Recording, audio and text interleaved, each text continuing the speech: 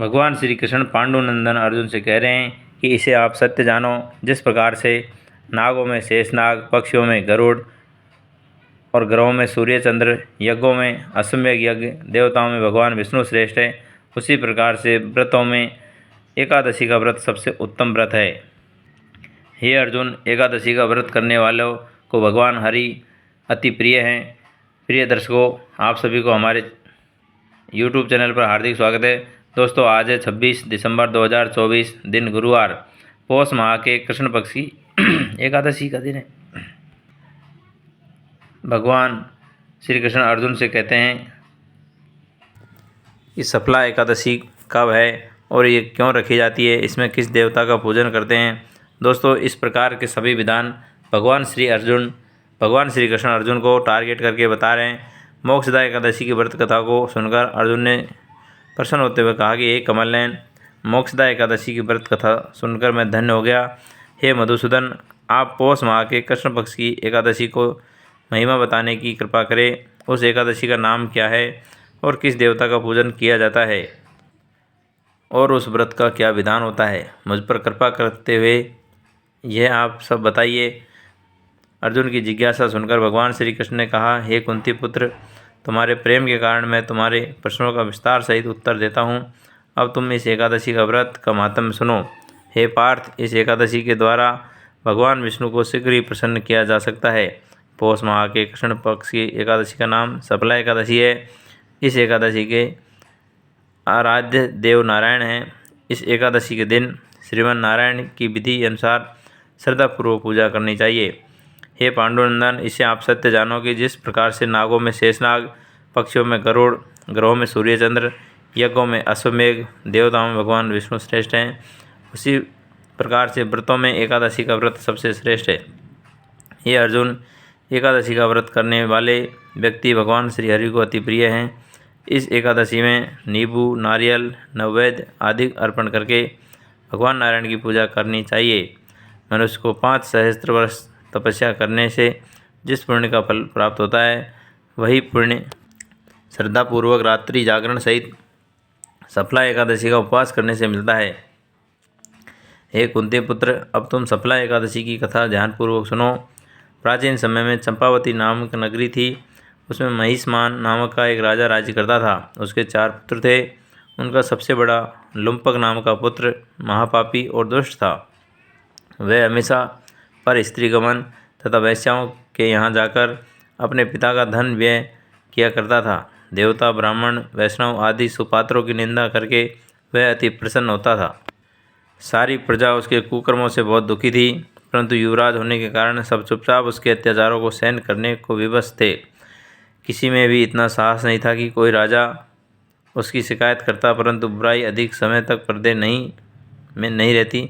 एक दिन राजा महिष्मान को लुम्पक के कुकर्मों का पता चल ही गया।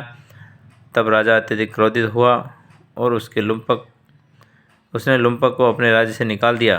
पिता द्वारा त्यागते ही लुम्पक को सभी ने त्याग दिया। अब वह सोचने लगा कि मैं क्या करूं, अब कहाँ जाऊं। अंत में उसने रात्रि को पिता के राज्य में चोरी करने की ठानी। वह राज्य में बाहर रहने लगा दिन में, और रात्रि के समय पिता की नगरी में जाकर चोरी और अन्य बुरे कर्म करने लगा। रात में वह जाकर नगर के निवासियों को मारता और कष्ट देता। वन में वह निर्दोष पशु पक्षियों को मारकर उनका भक्षण किया करता था।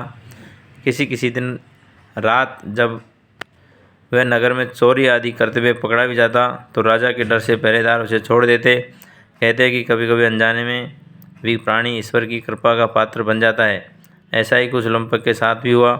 जिस वन में वह रहता था वह भगवान को भी बहुत प्रिय था। उस वन में एक प्राचीन पीपल का वृक्ष था तथा वन को सभी लोग देवताओं का क्रीड़ा स्थल मानते थे।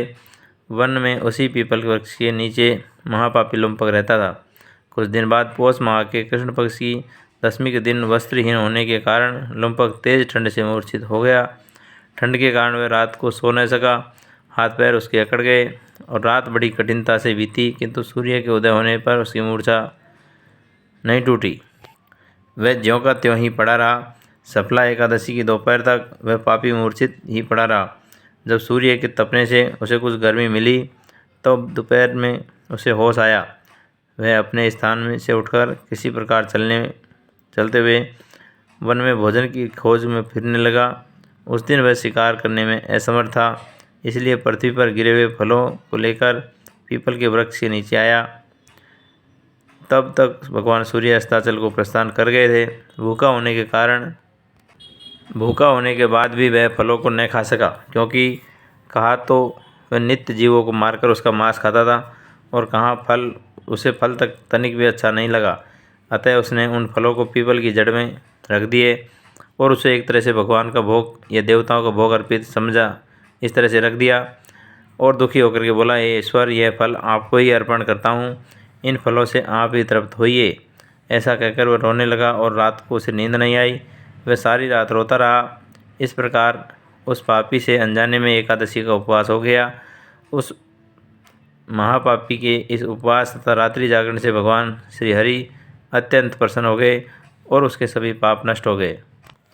सुबह होते ही एक दिव्य रथ अनेक सुंदर वस्तुओं से सजा हुआ उसके पास आया और उसके सामने खड़ा हो गया। उसी समय आकाशवाणी हुई, हे युवराज, भगवान नारायण के प्रभाव से तेरे सभी पाप नष्ट हो गए हैं। अब तू अपने पिता के पास जाकर राज्य प्राप्त कर। जब यह आकाशवाणी लुम्पक ने सुनी तो वह अत्यंत प्रसन्न होते हुए बोला, हे प्रभु, आपकी जय हो। ऐसा कहकर उसने सुंदर वस्त्र धारण किए, फिर अपने पिता के पास गया। पिता के पास पहुंचकर उसने सारी कथा पिता को सुनाई। पुत्र के मुख से सारा वृत्तांत सुनने के बाद पिता ने सारा राज्य तत्क्षण उसको प्रदान कर दिया, सौंप दिया और स्वयं वन में चला गया। अब लुम्पक शास्त्रानुसार राज्य करने लगा। उसकी स्त्री, पुत्र आदि भी श्री विष्णु भगवान के परम भक्त बन गए। वृद्धावस्था आने पर अपने पुत्र को राज्य सौंपकर भगवान का भजन करने के लिए लुम्पक वन में चला जाता है।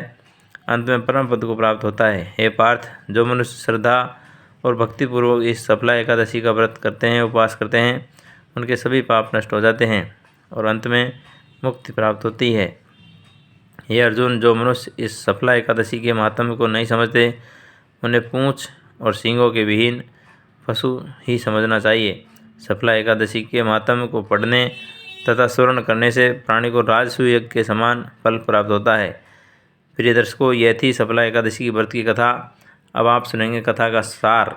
सफला एकादशी की कथा हमने भगवान के अति कृपालु होने का भान कराती है। यदि कोई मनुष्य अज्ञानवश भी भगवान को स्मरण करता है, अर्थात एक बार भी हरि नाम निकल जाता है, तो भगवान किस तरह से उनका कल्याण करते हैं। प्रभु स्मरण करने से उसे पूर्ण फल प्राप्त होता है। यदि मनुष्य निश्चल भाव से अपने पापों की क्षमा मांगे तो भगवान उसके बड़े से बड़े पापों को भी क्षमा कर देते हैं। लुम्पक जैसा महापापी श्री भगवान हरि की कृपा से वैकुंठ का अधिकारी बना। दोस्तों, यह थी सफला एकादशी की कथा और इसका फल। प्रिय दर्शकों, आप सभी को राधे राधे, हरिओम, जय श्री कृष्ण।